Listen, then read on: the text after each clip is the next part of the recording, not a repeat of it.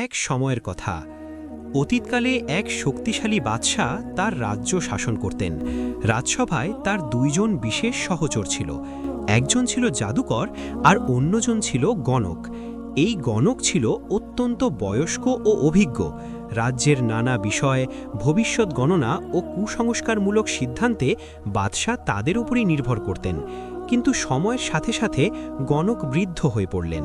তার শরীর দুর্বল হয়ে গেল, স্মৃতিশক্তিও আগের মতো রইল না। একদিন গণক বাদশার কাছে এসে বললেন, হে বাদশাহ, আমি এখন বৃদ্ধ। আমার বিদ্যা যদি বিলুপ্ত হয়ে যায় তাহলে রাজদরবার এক গুরুত্বপূর্ণ জ্ঞান থেকে বঞ্চিত হবে।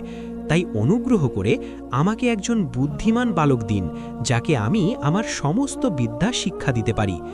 বাদশাহ তার কথা শুনে সম্মত হলেন।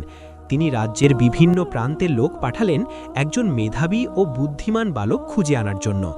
অবশেষে একজন কিশোরকে পাওয়া গেল।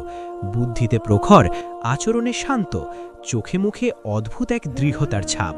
তাকে রাজদরবারে এনে গণকের হাতে সমর্পণ করা হলো। কিশোরটি প্রতিদিন নিয়মিতভাবে গণকের কাছে যাতায়াত করত। কিন্তু তার পথে একটি অদ্ভুত ঘটনা ঘটত।